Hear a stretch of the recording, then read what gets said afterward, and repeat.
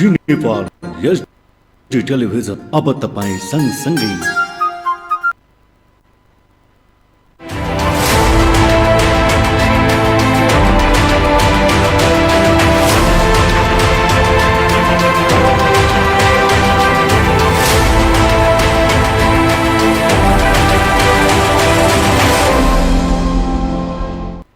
दर्शक नमस्कार, तपाईं हेर्दै हुनुहुन्छ जी नेपाल एचडी टेलिभिजन। हामी प्रत्येक दिन राति स्थानीय सरकारमा विभिन्न पात्रका साथ तपाईहरुको माझमा प्रस्तुत हुने गर्छौं। त्यसै क्रममा आज हामीसँग हुनुहुन्छ यस्तो व्यक्तित्व जुन चाहिँ आर्थिकसँग जोडेको मुद्दासँग काम गर्ने निकायको एउटा जिम्मेवार व्यक्ति हुनुहुन्छ।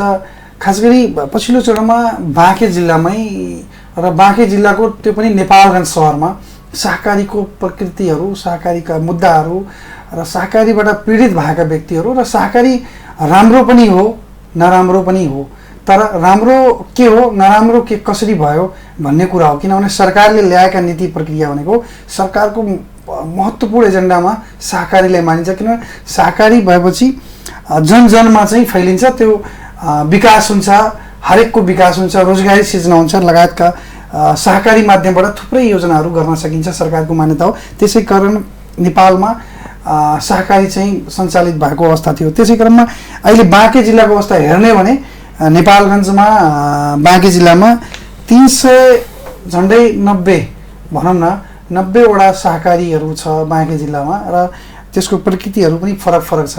लगभग यत्रो सहकारी हुँदाखेरि त्यसमा विकृति विसङ्गति हुन सक्छ, तर त्यसको नियन्त्रित गर्ने निकायहरूका व्यक्तित्वहरू हामीसँग आज हुनुहुन्छ। त्यही विषयमा हामीले आज उहाँलाई निम्ति आएका छौँ। स्वागत छ तपाईँ दुवैजनालाई। धन्यवाद सर। एकजना हामीसँग हुनुहुन्छ प्रवीण राणा र नवराज उपाध्याय, बाँके जिल्ला सहकारी सङ्घ बाँकेका प्रबन्धक हुनुहुन्छ। तपाईँ दुवैजनालाई फेरि म स्वागत गर्न चाहन्छु। धन्यवाद सर। कस्तो चलिरहेछ सहकारी अभियानहरू बाँकेमा, खास गरी बाँकेमा र नेपालगञ्जभित्र कस्तो चलिरहेछ? नवराज सरसँग उहाँ सोधे। धन्यवाद सर। खास गरी बाँकेको सहकारी अभियान एउटा महत्त्वपूर्ण ऊर्जासहित नयाँ ढङ्गले उद्यमशीलतामा केन्द्रित हुँदै बाँकेको सहकारी अभियान अगाडि बढिराखेको छ। यहाँले डाटा प्रस्तुत गरे जस्तै जिल्ला सहकारी सङ्घले बाँकेमा करिबन चाहिँ 389 वटा सहकारीहरू आबद्ध छन् र खास गरी बाँकेमा कृषि, त्यसै गरी बचत तथा ऋण, बहुद्देश्य, अन्य विभिन्न माछा, जडीबुटी लगायत यस्ता चाहिँ विभिन्न उद्यमशीलता लगायतका सहकारीहरू चाहिँ बाँकेमा छन्।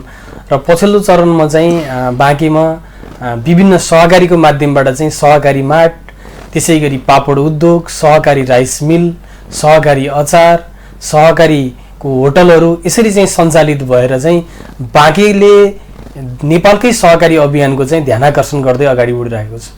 तर तपाईँले जति भन्नुभयो न त्यति त देखिन्न त मार्केटमा। तपाईँको डाटामा यो कुरा देखियो, तर प्रचारमा पनि छैन। सहकारीले एउटा ऊर्जा दिनुपर्ने ठाउँमा तर विसर्जन भइरहेका सहकारीका मुद्दाहरू जुन सरकारले बोकेका कुराहरू छ। सहकारी चाहिँ गाउँ घर ठुलटोलमा छिमेकमा हुनुपर्छ भन्ने मान्यता छ त, सहकारी छर्नुपर्छ भन्छ। तर अहिले चाहिँ सहकारीमा पैसा जम्मा गर्नुहुन्न, सहकारीसँग जुड्नुहुन्न, सहकारीको मेम्बरसिप लिनुहुन्न र मुद्दा पर्छ। अप्ठ्यारो मान्छन् मान्छेहरू। कारण के रहेछ? जस्तो तपाईँ भन्नुभयो राइस मिलहरू, अचार फ्याक्ट्री, पापड, माठहरू काठमाडौँमा पनि थुप्रै छ, तर चाहिँ त्यो विकृति पछिल्लो दिन बाँकेमा देख्यो। अहिले यहीँकै वित्तीय सहकारी संस्थाले करोडौँ अपचलन छ, त्यो अहिले प्रहरीमा छ, अनुसन्धानकै क्रममा छ, सहकारी विभागमा पनि छ। मान्छेले पैसा पाएको छैन, पैसा सानो पैसा जम्मा गर्दै कसैले आफ्नो छोरीको बिहाको लागि पैसा जम्मा गर्थ्यो, कसैले उपचारको लागि पैसा जम्मा गर्थ्यो, कसैले आफ्नो बुढुसकालमा त्यो पैसा निकालेर केही गरौँला अनि त्यो पैसालाई लगेर हिँड्दिए र त्यहाँ चाहिँ अपचलन भयो भन्ने कुरा जुन आइरहेछ, समाचारहरूमा पनि आयो, विगतमा सडकमा पनि देखियो। तिनको मुद्दा उठाइएन भने हामीलाई सरकारको विषयलाई सम्बन्धित निकायका जनताले भन्यो हामीलाई, त्यो भएर आज स्थानीय सरकारमा तपाईँले निकायको छ। यसो आशिष सर, खास गरी चाहिँ यहाँले भने जस्तै चाहिँ यहाँहरूले प्रस्तुत गर्नुभयो, हामीले देखिरहेका छैनौँ भन्ने प्रश्न तपाईँको यस मानेमा चाहिँ महत्त्वपूर्ण छ कि पक्कै पनि हामीले उत्पादन गरेका कुराहरूको प्रवर्धन र विज्ञापनमा कमी भएको होला। पछिल्लो चरणमा मात्रै जिल्ला सहकारी सङ्घ बाँकेको प्रेम प्रसाद सुवेदीको नेतृत्वमा जब नयाँ टिम आयो, हामीले एकातिर सहकारीको अनुगमनको पाठलाई पनि लिइरहेका छौँ भने अर्कातिर उत्पादन जस्ता कुराहरूमा पनि जोडिरहेका छौँ। यहाँले उठाए जस्तै एउटा महत्त्वपूर्ण प्रश्न के हो त भन्दा करिबन बाँकेको 389वटा सहकारीहरूमा 1-2वटा सहकारीमा जे खालको चाहिँ समस्या आएको छ हामीले भन्ने गरेका छौँ। सबै चाहिँ तीर्थालुहरू चाहिँ भगवानको कृपा गर्नका लागि अथवा भगवानको आस्था राख्नका लागि मन्दिरमा पसेका हुँदैनन्। कतिपय चाहिँ जुत्ता चोर्ने उद्देश्यका साथ पनि मन्दिर प्रवेश गरेका हुन्छन्। पछिल्लो चरणमा बाँकेमा केही त्यस्ता नियत राखेका मान्छेहरूले जे बदमासी गरेका छन्, यहाँहरूले विभिन्न न्युजहरूबाट जिल्ला प्रहरी कार्यालयको विभिन्न डाटाबाट पनि लिन सक्नुहुन्छ। यसलाई जिल्ला सहकारी सङ्घले आफ्नो पहल कदमीबाट तिनी कुराहरू अहिले अदालतमा मुद्दाको चाहिँ विचाराधीन अवस्थामा छ, त्यसको चाहिँ पूर्वपक्षमा छानबिन भइरहेको छ। हामीलाई विश्वास छ र जिल्ला सङ्घको बडो ध्यानाकर्षण के कुरामा हो त भन्दा तपाईँले भने जस्तै जसले आफ्नो मुखलाई छोपेर चाहिँ त्यहाँ सहकारीमा बचत गर्नुभएको छ उहाँहरूको बचत फिर्ता गर्नका लागि जसले चाहिँ बदमासी गरेका छन् तिनलाई चाहिँ नियमानुसारको दण्ड सजायका लागि जिल्ला सहकारी सङ्घले आफ्नो एउटा चाहिँ अर्जुन दृष्टिका साथ त्यो काममा लागिरहेको छ। सर, तपाईँ प्रवीण सरसँग के छ, कस्तो अनुगमन भइरहेछ र तपाईँले अनुगमन गर्दा गर्दै करोडौँ चपचलन भयो तपाईँकै क्षेत्रमा नगरभित्रै नेपालगञ्ज उपमहानगरपालिकाभित्रै किन भयो त्यस्तो अपचलन? करोडौँ अपचलन भयो, जनता पीडित छन्। तपाईँले त्यो एउटा सम्बन्धित निकायको एउटा शाखाको प्रमुख हुनुहुन्छ, तपाईँको कहीँ न कहीँ चुक भयो होला न? एकदमै। हामी जब के अरे देश सङ्घीयतामा गयो त्यसपछि विभिन्न स्थानीय तहहरूमा अथवा प्रदेशगत तरिकाले अथवा विभिन्न तहगत रूपमा अधिकारहरू तल्लो तहमा प्रत्यायोजन गर्ने क्रममा सहकारीलाई पनि एउटा महत्त्वपूर्ण के अरे विषयवस्तुका रूपमा अथवा महत्त्वपूर्ण अधिकारका रूपमा स्थानीय तहमा सरकारले सुम्पेको कुरा हो। र त्यसमा चाहिँ सहकारी तत्कालीन सहकारी डिभिजनले नेपालगञ्ज उपमहानगरपालिकाको कार्यक्षेत्रभित्र भएका सहकारी संस्थाहरू, मैले अघि सरलाई पनि भने डाटा भन्ने क्रममा 107वटा फाइल चाहिँ हामीलाई दिएको छ र त्यसअनुसार त्यसभन्दा पछाडि चाहिँ स्थानीय तहबाटै अथवा स्थानीय प्रयासबाटै चाहिँ अहिलेसम्म पनि एउटा पनि सहकारी दर्ता नभएको अवस्था हो। त्यो हिसाबले हेर्दाखेरि हामीले पुरानो तथ्याङ्कलाई हेर्दा र हामीले मार्केटमा अथवा बजारमा चाहिँ सहकारीसँग सम्बद्ध भएर कामहरू गर्दै गर्दाखेरि सरले भने जस्तो अपचलनको कुरा हाम्रो कार्यक्षेत्रभित्र भएका सहकारीहरूमा अहिलेसम्म त्यसरी लिखित रूपमा या हामीलाई चाहिँ जानकारी औपचारिक रूपमा छैन। मैले सरलाई भने हाम्रो कार्यालयमा आएर ल मेरो यति नोक्सान भयो यो भयो भनेर मैले अहिलेसम्म भनेको चाहिँ सुनेको छैन। म 5-6 महिना जति भयो यो सहकारीको शाखा हेर्न लागेको। त्यस हिसाबले गर्दाखेरि होला समस्या चाहिँ छन्, बजारमा धेरै सुनिन्छ, सहकारीमा धेरै समस्याहरू छन् भन्ने कुरा चाहिँ सुनिन्छ। हामी बेला बेलामा संयुक्त अनुगमन सरहरूसँगै जिल्ला सहकारी भनेको राम्रो कुरा पनि हो। हेर्नुहोस्, सहकारी भनेको सानो सानो पैसा सानो मान्छेले पनि त्यसको पहुँच होस्, सिर्जना होस् भनेर चाहिँ एउटा खोलिएको विचार हो। तर चाहिँ त्यो प्रकृति किन यस्तो अपचलनका कुराहरू, भ्रष्टाचारका कुराहरू, त्यहाँ नियमितताका कुराहरू होइन, प्रक्रियागत कहीँ न कहीँ त्रुटि होला न? कारण के हुँदो रहेछ त? यस्तो छ, तपाईँको अनुगमनमा के देखियो? एकदम सही कुरा गर्नुभयो। हामी चाहिँ जस्तो कुनै पनि सहकारी सबै खराब हो भन्ने पनि छैन। सहकारी मात्रै होइन, कुनै पनि संस्था अथवा कुनै पनि व्यवसाय गर्दाखेरि हामी कुनै न कुनै ऐन कानुनलाई टेकेरै गरेका हुन्छौँ र हामी त्यो कानुन अनुसार नै यो संस्थालाई अगाडि बढाउँछौँ भनेर जब प्रतिबद्धता गरेर हामीले संस्था खोल्छौँ भने त्यही कानुन अनुसार नै अथवा त्यसको प्रकृति अनुसार नै चलाउन सक्नुपर्छ। जस्तो यहाँ भएको के हो भने सहकारी खोल्दा चाहिँ मलाई बैङ्क स्टाइलले चलाउँछु अथवा मुनाफा कमाउने हिसाबले छिटै आजको भोलि नै मैले ब्याज मात्रै कमाउने हिसाबले चाहिँ सहकारीलाई हेरियो कि ब्याङ्कको हिसाबले हेरियो। सहकारी भने त सहकारीमा अथवा सबैको सामूहिक भावनामा एउटा सामूहिक हितका लागि गरिने काम हो। यसमा सदस्य केन्द्रीयताको कुरा हरेक कुरा छन् होइन। यसमा कुनै एउटा व्यक्ति धनी बन्नका लागि खोलिने सहकारी होइन। यसमा सामूहिक रूपमा सबैको उन्नति प्रगति हुने तरिकाले सबैको हित हुने गरिकन त्यो आशयबाट सहकारी खोलिन्छ। तर यहाँ व्यवहारमा के भइदियो भन्दा पैसा हुनेले लगानी गर्ने अनि त्यसको प्रतिफल खोज्ने, ब्याज लगाउने, जसरी ब्याङ्क सञ्चालन भएका छन्, जसरी माइक्रो फाइनेन्स सञ्चालन भएका छन् त्यही तरिकाबाट चाहिँ सहकारीलाई अगाडि बढाउने एउटा समस्या देखिन्छ। यो चाहिँ अलिकति नेतृत्व तहबाट। अर्को तह चाहिँ जस्तो पब्लिकको लेभलमा जो मेम्बर बन्नुहुन्छ। तर म यही कुरामा तपाईँको जस्तो हामीले त अहिले स्थानीय सरकारमा छौँ, जनताको कुरा हो। जनताले ब्याङ्क र फाइनेन्स भन्दा बढी सुविधा पाइरहेछ त यो सहकारीबाट हो त। तर सेवा चाहिँ प्रवाह गरिरहेछ सहकारीले। यो सहकारीको कुरा मैले राखेको होइन, तर सहकारीबाट सेवा लिइरहेका सेवाग्राहीको पनि एउटा यो भनाइ पनि हो कि फाइनेन्स कम्पनी र वित्तीय संस्थाभन्दा यो सहकारी जुन छ त, सहकारीले चाहिँ सेवा प्रवाहमा एकदम छिटो छरितो छ। हो, त्यही कुरा चाहिँ राम्रो प्रभावकारी पनि छ त। सरकारले अहिले काठमाडौँमा हेर्नुहोस्, देशको सङ्घीय राजधानीमा भनौँ भने ठुलो ठुलो मार्टहरू छ, कार्डहरू प्रयोग गरिन्छ। त्यो कार्ड प्रयोग स्केच गर्दाखेरि त्यो पैसा निक्लिन त्यो सहकारीको अकाउन्टबाट माइनस हुन्छ अनि त्यो सपिङ गरिन्छ भनेपछि कुनै कमर्सियल ब्याङ्कभन्दा सहकारी कम छैन। तर त्यसलाई मापदण्डका प्रक्रियाहरू, त्यसलाई व्यवस्थापनका कुराहरू सरकारले निगरानी मात्र गरेर त हुँदैन, उनलाई प्रोत्साहन गर्ने काम चाहिँ भएको छैन। त्यो सहकारी अभियन्ताको पनि भनाइको कहिले कहिले उठ्छ मुद्दा। तपाईँको विचारमा एकदम सहमत छु होइन। यो कुरामा चाहिँ सहकारी कर्मीहरू स्वयंले नै बुझ्न नसके जस्तो लाग्यो कि तपाईँ आफैले भनिरहनु भएको छ कि सहकारी अन्य माइक्रो फाइनेन्स ब्याङ्कभन्दा पनि स्तरीय छन्। त्यो साँचो कुरा पनि हो, तर उहाँहरूले आफूलाई किन लुकाएर चाहिँ ब्याङ्क जस्तो बन्न खोजिरहनु भएको छ त? आफ्नो ओरिजिनल ब्रान्ड हुन्छ नि जुन कुरा, उहाँले त ब्रान्ड सेल गर्नु पऱ्यो नि त मार्केटमा। सहकारी राम्रो छ भन्ने तरिकाले सहकारीकै मापदण्ड अनुसार चलाउनु पऱ्यो, तर उहाँहरू त ब्याङ्कको मापदण्ड अनुसार जानुहुन्छ। त्यसले गर्दा आफ्नो ओरिजिनल जुन भर्सन हुन्छ त्यो चाहिँ उहाँले बिर्सेर गए जस्तो, आफैले आफूलाई विश्वास नगरे जस्तो कि सहकारी कर्मीहरूले। तपाईँ लामो समय त भएको होइन होला यो शाखा हेर्ने। 6 महिनामा तपाईँले के हेर्नुभयो?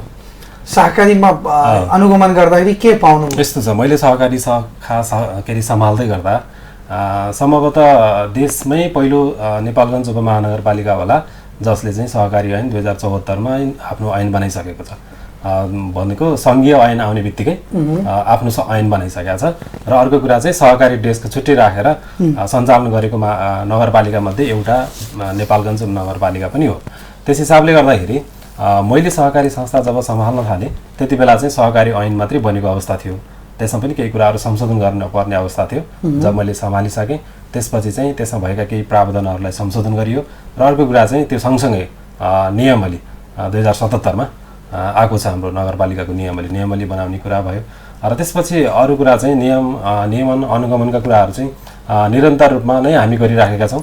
सहकारी जिल्ला सहकारी महासङ्घ लगायतको एउटा टिम छ, त्यो टिमले चाहिँ हामीले म फेरि लौराजीसँग आएँ। उहाँले भनेअनुसार सहकारीले ब्याङ्क बन्न खोज्यो भने जुन उहाँको भनाइ छ त, यसलाई कुन ढङ्गले तपाईँले, किनभने जिल्ला सहकारी सङ्घले सहकारी अभियानमा हातोमालो गर्दै हिँडिरहेछ र तपाईँको प्रत्येक सहकारी संस्थाहरू तपाईँसँग आबद्ध छ नि त, मेम्बर छ नि त तपाईँको, त्योबाट तपाईँहरू पनि चल्नु भएको छ र उहाँहरू तपाईँको सहयोगले पनि चल्नु भएको छ त। तर उहाँले भनेअनुसार कतिको के छ, ब्याङ्कबाट वास्तवमा सहकारीहरू ब्याङ्क बन्न खोजेकै हो? यस्तो हो, हामीले नेपालको संविधानले र सहकारी ऐन 2074ले पनि के भन्छ त भन्दाखेरि चाहिँ सहकारीको एउटा आफ्नै मौलिकता छ हैन।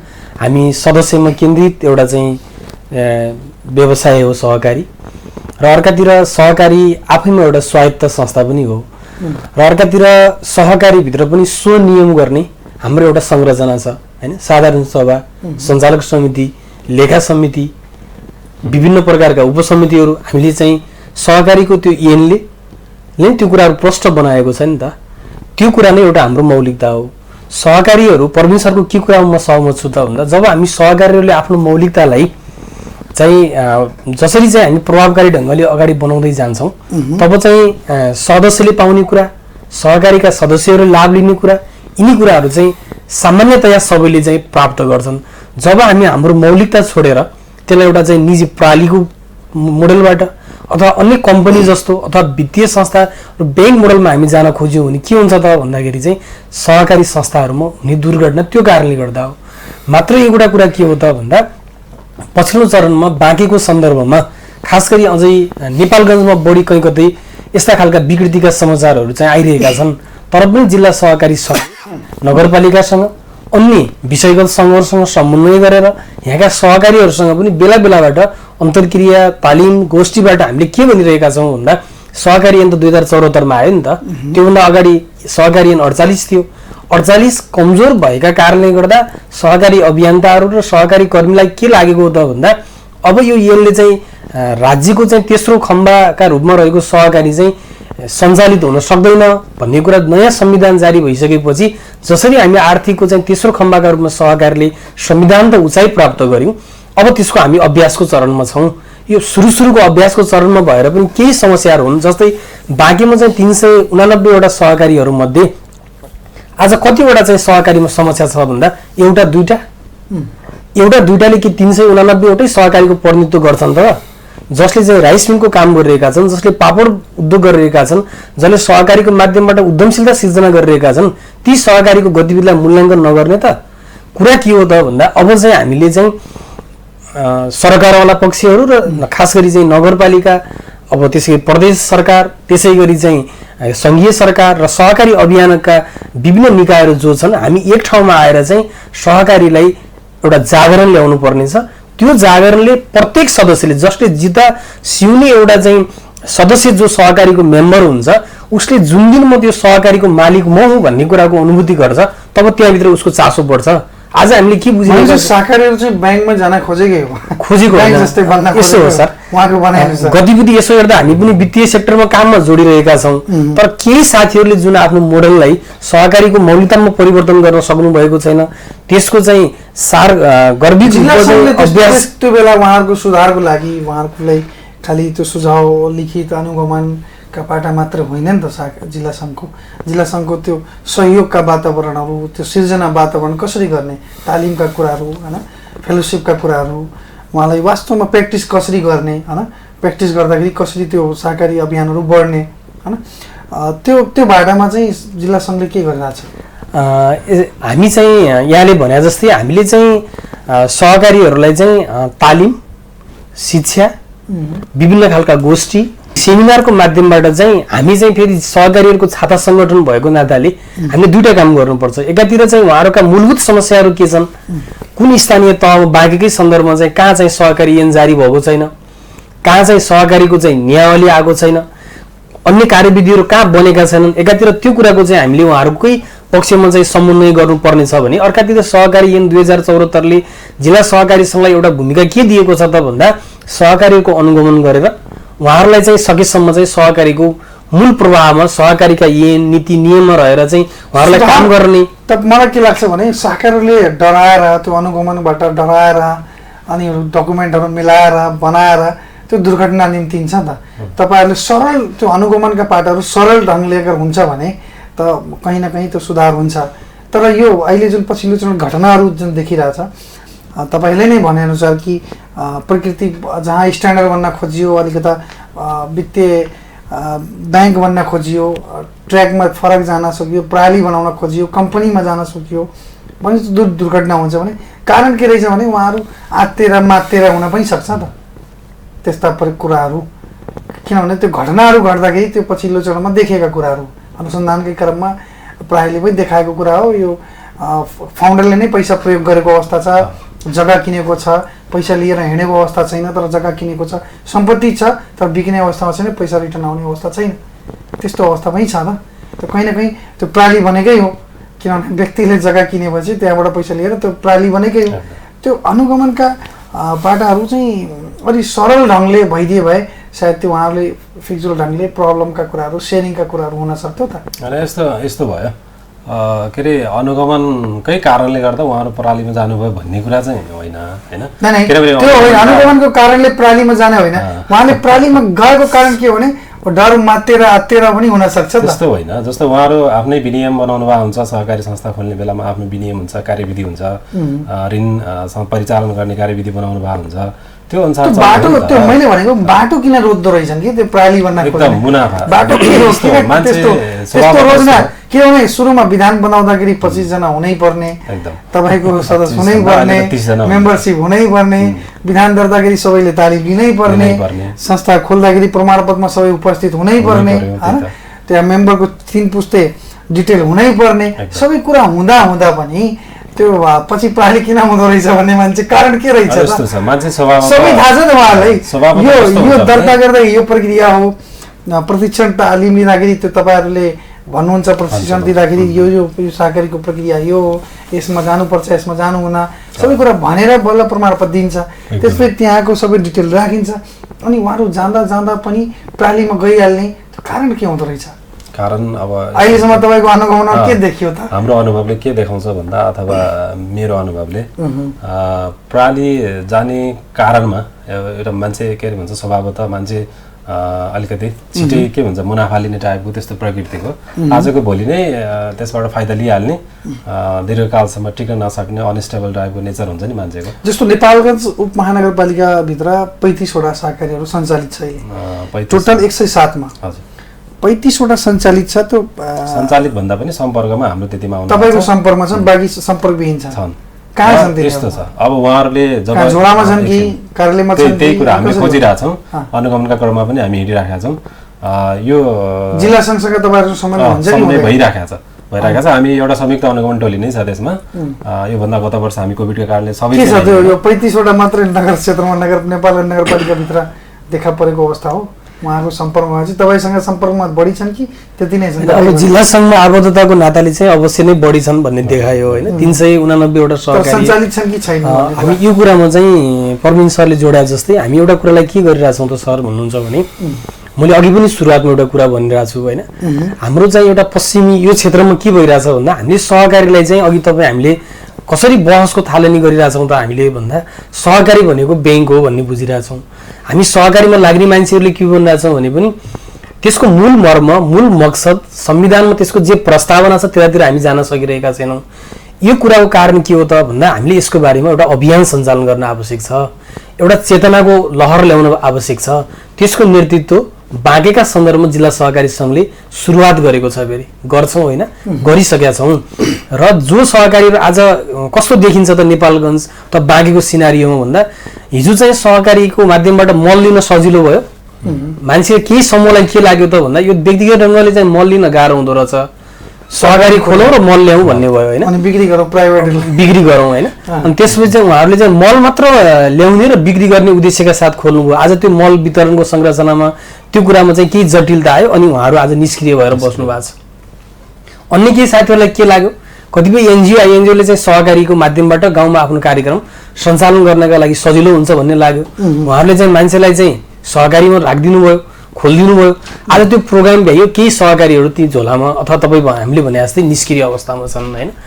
अब के हो त भन्दाखेरि हामीले के गर्नुपर्ने छ, नेपालगञ्जको हकमा चाहिँ नगरपालिका र जिल्ला सङ्घ प्रत्येक स्थानीय तह र जिल्ला सहकारी सङ्घ सक्रिय भएर अन्य विषयगत सङ्घहरू सक्रिय भएर हामीले गर्नुपर्ने के छ त भन्दा जो साथीहरू आज चाहिँ निष्क्रिय हुनुहुन्छ, सहकारी त्यतिकै चल्दैन, उहाँहरूलाई पुँजीको अभाव हो, उहाँहरूलाई सहकारी ज्ञानको अभाव हो, उहाँहरूलाई अन्य के अप्ठ्यारो हो त त्यो अप्ठ्यारो पत्ता लगाएर उहाँहरूलाई सक्रिय बनाउने कुरामा पनि जिल्ला सङ्घ लागिरहेका छ।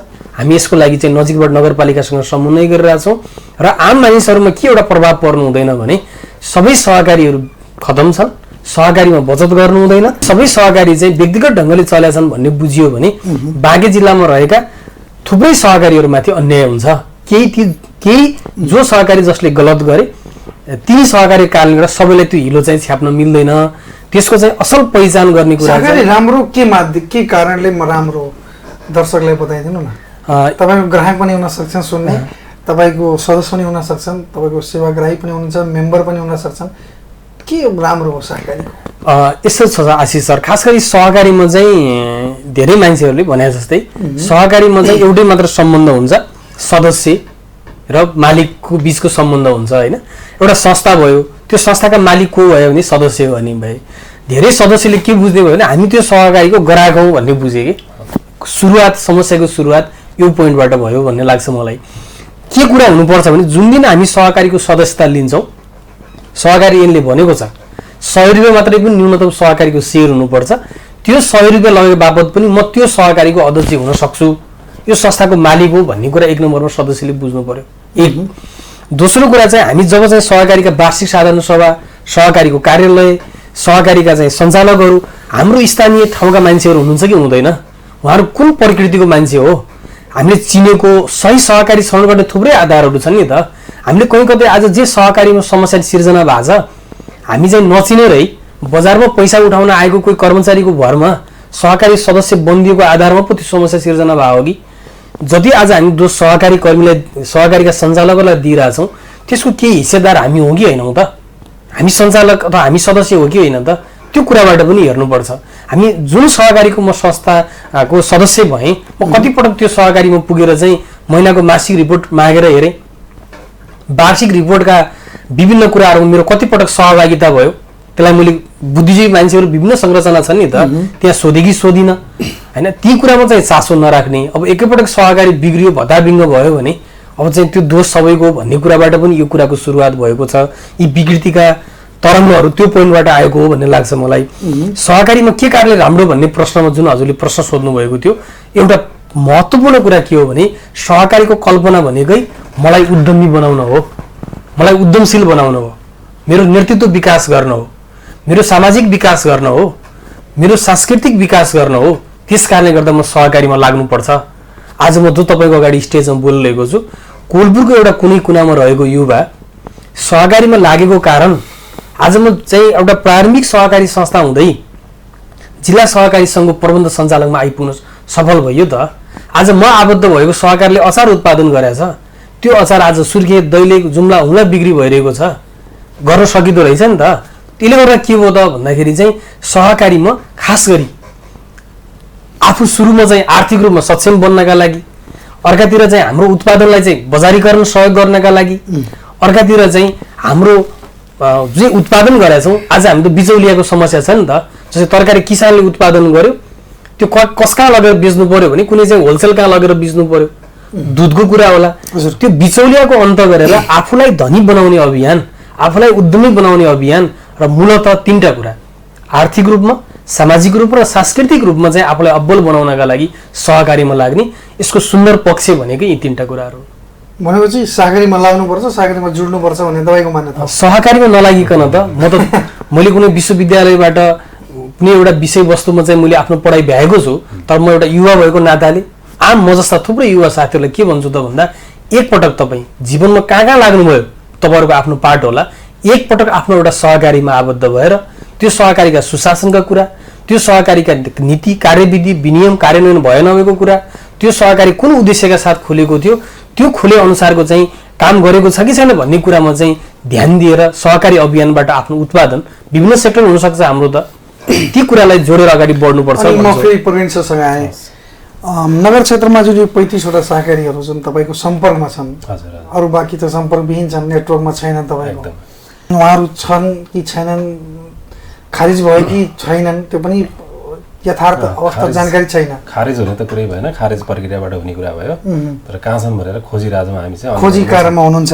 त्यो उहाँहरूलाई जुन 35वटा संस्थाहरू तपाईँसँग सहकारमा छन्, सम्पर्कमा छन्, थोरै भनिहाले सरलाई। जस्तो यो सम्पर्कमा नआउने कुरा के हुनसक्छ भने कतिपय सहकारी संस्थाहरू अहिले पनि हिजो अस्ति मात्रै एउटा दुईवटा सहकारी आउनुभयो, खोइ हामीलाई त यो जानकारी नै छैन, प्रचार छैन, त्यो विषयको जानकारी छैन। हामी चाहिँ नेपालगञ्ज नगरपालिका उपमहानगरपालिकाबाट सहकारीको शाखा छ र शाखाको प्रमुख फलानु हो भनेर त्यो भन्दा पनि जस्तो मलाई चिन्न जरुरी भएन कि, जस्तो स्थानीय तहमा नै सहकारी हेर्ने अथवा स्थानीय तहलाई नै दिएको छ भन्ने कुरा नै नबुझेको जस्तो देखिन्छ क्या। हिजो अस्ति एउटा दुईवटा सहकारी कमजोरी कहीँ न कहीँ त्यो डिपार्टमेन्टकै हुनसक्छ नि त। जस्तो सहकारी जिल्ला सङ्घ छ, जिल्ला सङ्घबाटै त्यो परिपत्र पनि हुनसक्छ, परिपत्र भएको पनि होला होइन, तर त्यस्तो कुरामा उहाँहरू सम्पन्न भएर पनि हुनसक्छ। म तपाईँलाई भन्दै थिएँ, जस्तो दुईवटा सहकारी आउनुभयो, हामीले त सर यहाँ बुझाउने होला भन्ने ठानेकै थिएनौँ, पहिला डिभिजन कार्यालयमा बुझाउँथ्यौँ, अहिले कहाँमा बुझाउने हामी अन्यलता भयो भन्ने टाइपको कुरा गर्नुभयो कि। झन्डै मलाई लाग्छ झन्डै 3 वर्ष जति भयो डिभिजन कार्यालय चाहिँ, डिभिजन कार्यालय चाहिँ डिजर्भ भएको 3, 3.5, 4 वर्ष हुन थाल्यो होइन। त्यो बिचमा उहाँहरूले थाहा भएन भनेपछि यत्रो लामो पिरियड भयो। त्यही त, अब कतै न कतै अब उहाँहरूको अज्ञानता हो कि अब नजाने जस्तो गरे अब त्यो चाहिँ थाहा भएन होइन। त उहाँहरूले भन्दाखेरि के भन्नुहुन्छ भने हामीलाई चाहिँ ठ्याक्कै हाम्रो निकाय कहाँ हो भन्ने कुरा ज्ञान नबनाएको। अनि उहाँहरूलाई खालि अनुगमनका पाटाहरू उहाँलाई प्रमोट गर्ने कुराहरूमा के गर्दै हुन्छ? अब यस्तो छ, प्रमोट गर्ने कुरामा त सबभन्दा पहिला कार्यपालिका अथवा हाम्रो नगर कार्यपालिकाले नै अब यथेष्ट रूपमा बजेटहरू छुट्याउने गरेको भए चाहिँ अब ती कार्यक्रम गरेछ कि नै नगरपालिकाले? जति गर्नुपर्थ्यो त्यति गरेको छैन। जस्तो हाम्रो अहिले सहकारीमा त्यस्तै 7.5 लाख कतिको बजेट छ, त्यो भनेको चाहिँ खालि एउटा प्रवर्धनात्मक कार्यहरू मात्रै, यस्तो हामी अनुगमनको कुरा अनि तालिम प्रशिक्षणका कुराहरू सञ्चालन गर्नका लागि मात्रै छ। वार्षिक सदर वार्षिक रूपमा त्यो नियमित हुने। नगरपालिकालाई कति फाइदा हुन्छ सहकारीबाट? फाइदा 1 रुपैयाँ पनि हुँदैन। अब ट्याक्स आउँछ त? आउँदैन, ट्याक्स पनि लिने गरेको छैन। नगरपालिकाले ट्याक्स लिँदैन? ल्याएको छैन अहिलेसम्म। अवध्यता संस्था अवध्यतामा चाहिँ लिन्छ नि। यो कतै कतै यस्तो छ, अब कतै कतै चाहिँ नवीकरण शुल्क भनेर लिने गरेको छ, तर हाम्रोमा चाहिँ अहिलेसम्म त्यो ल्या मैले देखाएको छैन, तिर्नु पनि भएको छैन। फेरि आफैमा यो विवादको कुरा पनि छ, सहकारी व्यवसाय भन्दा पनि अब सेवामुखी संस्था हो, यसलाई चाहिँ लिनु हुँदैन भन्ने पनि छ। त्यो हिसाबले कतै चाहिँ आफ्नो स्थानीय तहको नियमअनुसार लिने पनि गर्नुभएको छ। हाम्रोमा चाहिँ त्यो अहिलेसम्म लिया अवस्था देखिँदैन। फाइदा छैन, एज हामी नियामक निकायको रूपमा फाइदा भन्दा पनि सेवा गर्ने हिसाबले बस्ने के अरे संस्था हो के अरे होइन। हामीले एउटा फाइदा हेर्नु भएन मात्रै। हामी चाहिँ कस्तो हो भने सहकारी नियम कानुनअनुसार हामीले बनाएको ऐन नियमअनुसार नियामक निकायको रहबरमा आएर अथवा निर्देशनमा आएर सम्पर्कमा आएर नियमसँग तरिकाले चल्दिनु पऱ्यो। हामी सहकारी उत्थानकै लागि लागेका छौँ। हामी चाहिँ एज अ नियामक निकाय भएर तपाईँहरूको व्यवसायलाई चाहिँ व्यवधान गर्ने तरिकाले लाग्ने होइन कि तपाईँहरूलाई नै प्रमोट गर्ने तरिकाले लाग्छौँ भनेर हामी अनुगमनका क्रममा पनि त्यसरी अनुगमन भनेर पुरै एकदम त्यो तर्साउने टाइपले जाँदैनौँ। हामी चाहिँ यसो भेटघाट के छ कस्तो छ अवस्था बुझ्नलाई आएको भन्ने तरिका उहाँलाई सहजीकरण गर्नका लागि गएको छौँ। र अहिलेसम्म हामी जति ठाउँमा गएको छौँ उहाँहरूले चाहिँ ठिक छ आउनुभयो, राम्रै गर्नुभयो भन्ने टाइपको कुरा गर्नुभएको छ, पोजिटिभ रेस्पोन्स दिनुभएको छ। र अब पनि त्यो अनुगमन क्रमलाई हामी अगाडि बढाउँछौँ, नियमित रूपमा जाने कुरा हो त्यो। जस्तो तपाईँहरूले बाँके नेपालगञ्ज क्षेत्रमा समस्याहरू थुप्रै छ त सहकारीका, त्यो समस्या समाधान कसरी हुन्छ? के त्यसमा के त्यो बाटोमा के काम भइरहेछ? यसमा यस्तो भयो, अघि नै पनि छलफलको क्रममा हामीले भन्यौँ कि सहकारीहरू हामी यो कुरामा सहमत कि आफ्नो जुन एउटा सिद्धान्त हुन्छ, ओरिजिनल भर्सन हुन्छ, त्यसमा हामी चलेनौँ। आफ्नो मौलिक त्यो त उहाँहरूको बाटोमा चल्नु भएन, दुर्घटना भयो, त्यो स्वाभाविक हो। तर त्यो समाधानको बारेमा कानुनी प्रक्रिया र तपाईँको नीतिगत कुराहरूमा के छ? कानुनी प्रक्रिया त ऐन नियमले नै व्यवस्था गरेका छ। अब उहाँले त्यसमा के काम हुँदैछ? पालना गरे नगरेको कुराहरू चाहिँ नियमित रूपमा हामी अनुगमन गर्छौँ। यदि छैन भने कानुनमा तोके अनुसारको सजायहरू गर्ने व्यवस्था नै छ। त्यो कानुनमा स्पष्ट रूपमा उल्लेख छ। कसैले कारवाही गर्नु भएको छ? अहिलेसम्म छैन। कारण किन कारवाही नगरे? यस्तो छ, यस्तो भयो 72 के अरे 2 वर्ष प्रोत्साहन गरेको हो कारवाही। योभन्दा अगाडिको 2 वर्ष चाहिँ अब कोभिडकै कारणले गर्दा खास हामी उहाँहरूको खास अवस्था के हो त भनेर जान्न पनि सकेको अवस्था छैन, अनुगमनमा जान सकिएन। तर अब चाहिँ त्यो अनुगमनलाई नियमित रूपमा गरेर उहाँहरूको रजिस्ट्रीकरण गरिसकेपछि अलिकति जोखिम एकदम। हामी कार्यक्रमको अन्ततिर छौँ, नवराज सरसँग फेरि म आएँ। 11 करोड रुपियाँ जिल्ला सहकारी सङ्घमा छ। त्यो के गर्दैछ? त्यो सहकारी सङ्घले यत्रो पैसा राखेर डम्प गरेर हो कि के गर्दैछ? त्यो के अभियान चलाउँदै त्यो पैसाले? त्यसको कहीँ न कहीँ मेम्बर होला, तपाईँकै मेम्बर होला, त्यो मेम्बरको पैसा ब्याज पनि दिनुहुन्छ होला, अनि त्यसलाई प्रोत्साहन त्यो पैसालाई कहाँ लगानी गर्दै हुनुहुन्छ, के गर्दै हुनुहुन्छ?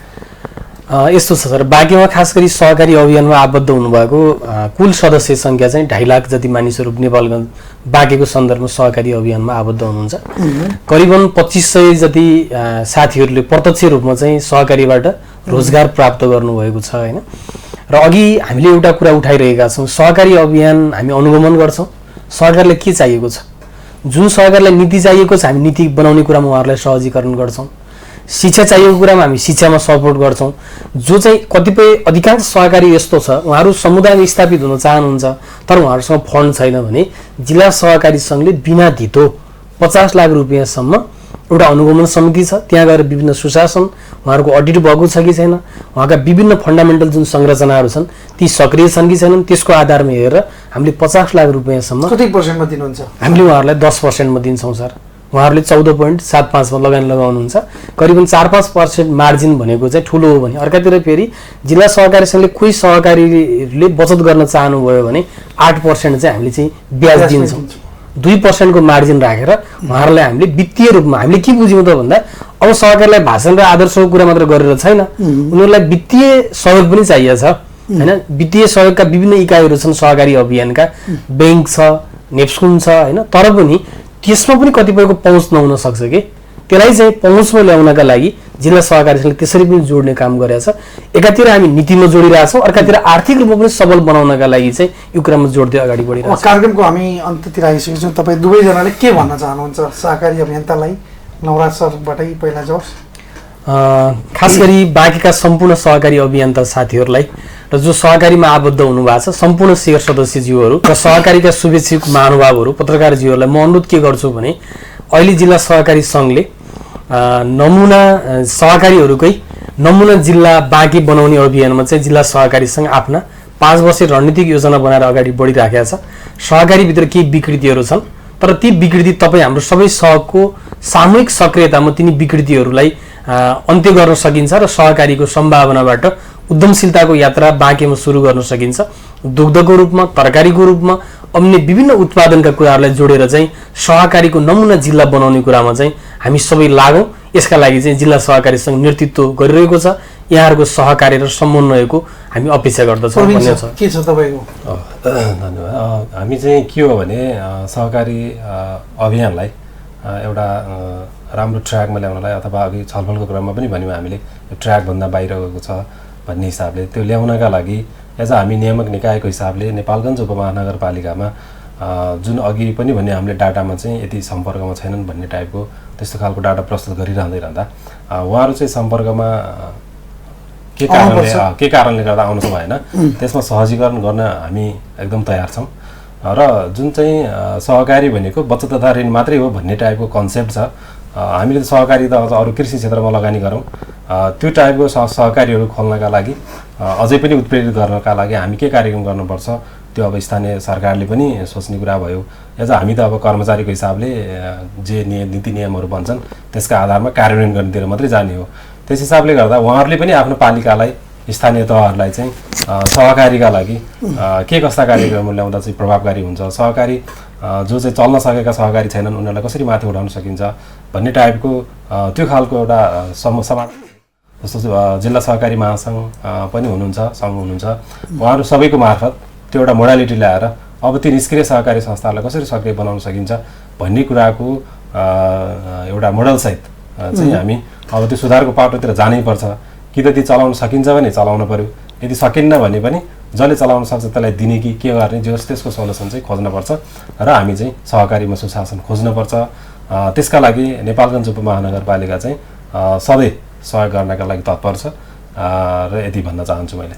धन्यवाद छ तपाईँ दुवैजनालाई आफ्नो अमूल्य समय दिनुभयो, त्यसको लागि म फेरि आफ्नो टेलिभिजनको तर्फबाट तपाईँहरूलाई धन्यवाद दिन चाहन्छु। यहाँहरूलाई पनि धेरै धेरै धन्यवाद। दर्शकबिन आज हामीसँग हुनुहुन्थ्यो जिल्ला सहकारी सङ्घ बाँकेका प्रबन्धक नवराज उपाध्याय र जिल्ला सहकारी शाखा नेपालगञ्ज उपमहानगरपालिका शाखाका प्रवीण राणाजी। हामीले उहाँ दुईजनालाई निम्ति आएका थियौँ स्टुडियोमा खास गरी स्थानीयसँग मुद्दासँग सरकार राख्ने विषयलाई जोडेर सहकारी माध्यमबाट सहकारी चलेको छ र त्यो चलेको माध्यमहरूको प्रकृति कस्तो छ र त्यसको अवस्था के छ र त्यसको सङ्ख्या कति छ, कतिवटा सहकारी छन् र सहकारीले के गर्दैछन् र सहकारीको मुद्दा के हो, सहकारी कतातिर जाँदैछ, त्यो विषयलाई सन्दर्भ जोड्दै हामीले उहाँलाई निम्ति आएका थियौँ। त्यो विषयमा हामी कुराकानी गऱ्यौँ। त्यसै क्रममा अर्को पात्रका साथ तपाईँहरूको माझमा प्रस्तुत हुनेछु। तबसम्म हेर्दै गर्नुहोला जी नेपाल टेलिभिजन। हस् धन्यवाद, नमस्कार।